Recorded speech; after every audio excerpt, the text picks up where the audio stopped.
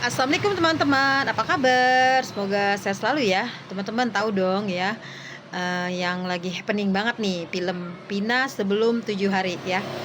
Mmm, itu tuh, ceritanya apa ya, kan true story ya.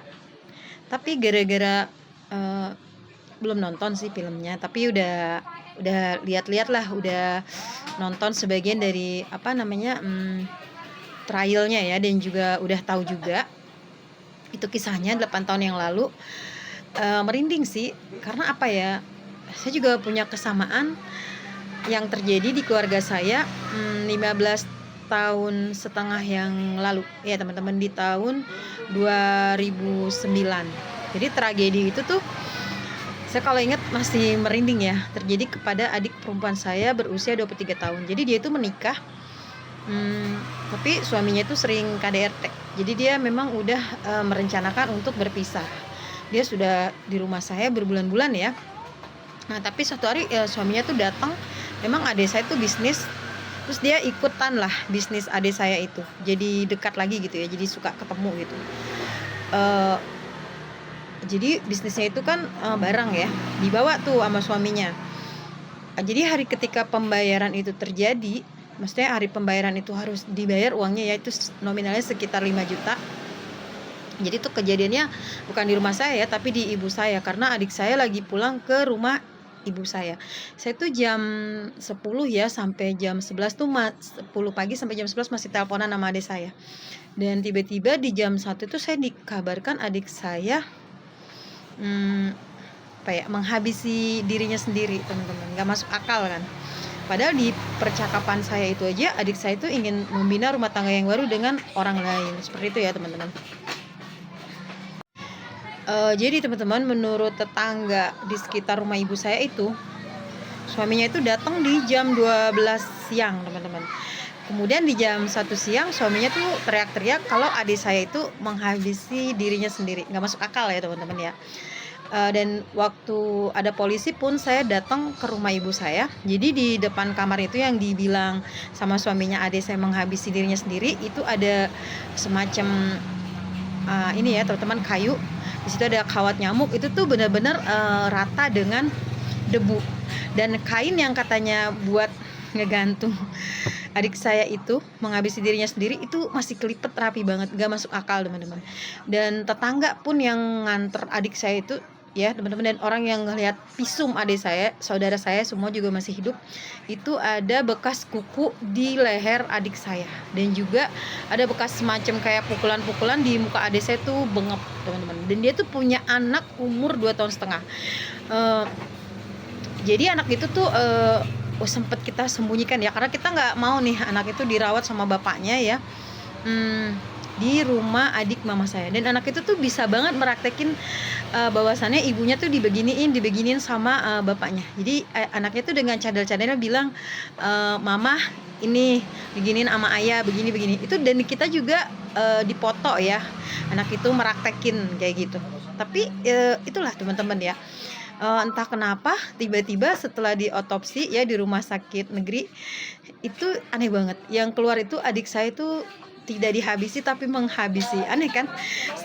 Jam 12 suami itu datang, tidak sendiri, malah berdua dengan sepupunya. Tiba-tiba jam 1 dia teriak-teriak adik saya menghabisi nyawanya sendiri. Aduh, nggak kuat nih teman-teman, nggak kuat, mau cerita hampir gak bisa nahan ya. Jadi yang bikin apa ya, saya jadi teringat lagi tuh, belum lama ini anaknya datang teman-teman. Anaknya datang sekarang udah umur, 18 tahun. Jadi ketika itu pengasuhan anaknya yang 2 tahun setengah itu jatuh ke tangan dia, karena dia mau malah memenjarakan ibu saya. Setelah menghabisi adik saya, dia mau urusan sama ibu saya karena dia lebih berhak. Akhirnya saya juga punya saudara ya teman-teman, yang dia tuh posisinya jaksa. Katanya memang bapaknya lebih berhak. Akhirnya ibu saya dengan ikhlasnya, dengan bikin surat perjanjian, kalau emang kamu nggak mampu, kembalikan, anak ini kepada saya biar saya yang mengasuh, seperti itu ya teman-teman. Dikembalikan lah sama dia.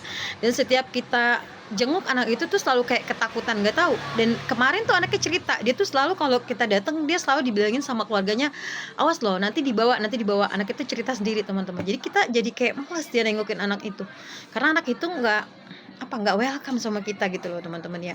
Nah belum lama ini dia datang, ternyata dia sudah umur 18 tahun, dia tuh nggak punya KTP ya, karena KTP-nya tuh nggak ada. Padahal kalau akte lahir kita udah kasih, tapi surat nikah sama kakak itu diambil sama bapaknya. Karena waktu kejadian KDRT sebelum adik saya itu udah memutuskan mau berpisah, itu adik saya tuh meninggalkan kontrakannya yang deket rumah dia itu tanpa bawa apa-apa teman-teman, cuman identitasnya ya. Itu udah pernah kejadian, dia udah lapor polisi, dia di KDRT cuman ditarik lagi itu teman-teman ya. Tapi sekarang tuh anaknya datang teman-teman, dia pengen bikin KTP. Nah kita lagi coba ngurus nih tapi nggak bisa. Yang sedihnya kita, anaknya udah 18 tahun cuman di sekolahin SD teman-teman, di sekolahin SD doang. Sekolahin SD doang, dan saya cari tahu ceritanya ternyata dia tuh dari kecil itu ngumpulin botol, ngamen, jadi kuli bangunan. Sedih banget ya teman-teman ya.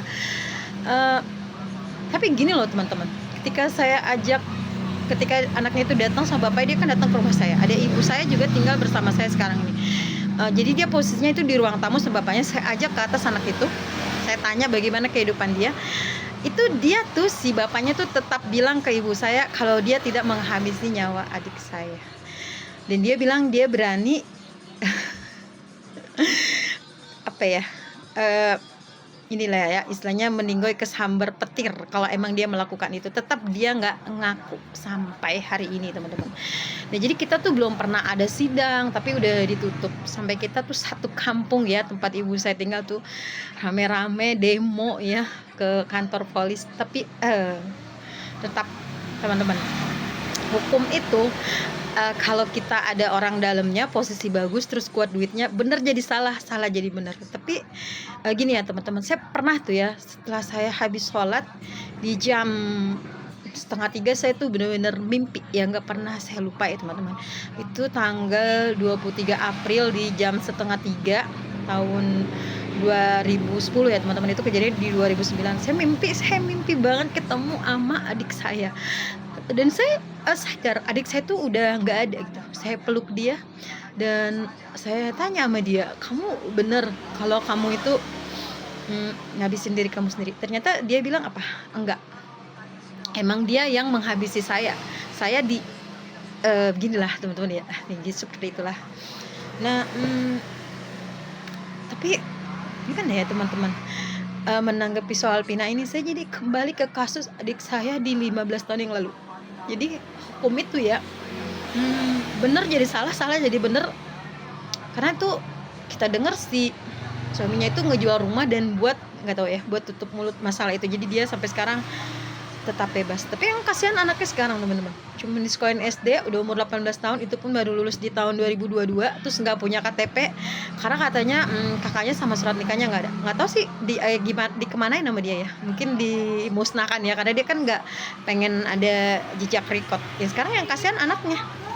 Jadi teman-teman ya, kalau kita menghadapi hukum itu, kita jangan kayak kepedean, oh kita yang bener gitu. Enggak, semua bisa berubah loh teman-teman. Ya ini sih kejadiannya di keluarga saya, sampai kita juga ada bukti-buktinya, kita ada clippingnya, tetangga juga bersaksi. Kita nggak percaya kalau adik kita tuh melakukan menghabisi diri sendiri ya teman-teman, nggak masuk akal gitu ya teman-teman ya. Jadi cerita Pina ini ya teman-teman, apa ya, bisa ya keangkat lagi karena difilmin. Tapi bisa adikku tuh, kita juga nggak mungkin ya teman-teman kalau di otopsi itu udah berlalu, udah lama banget. Cuman jadi kayak merinding aja gitu ya dengarnya. Jadi kayaknya kisahnya sama banget ya teman-teman. Dan munculnya anak adikku lagi tuh, kita bener-bener kayak luka lama itu terbuka lagi gitu teman-teman ya. Itu aja sih teman-teman, lagi seru aja tapi jadi kayak apa ya, jadi ini juga true story di keluarga saya yang nggak pernah kita bisa rela, kita bisa ikhlas sampai hari ini. Kasih teman-teman yang udah dengerin. Assalamualaikum.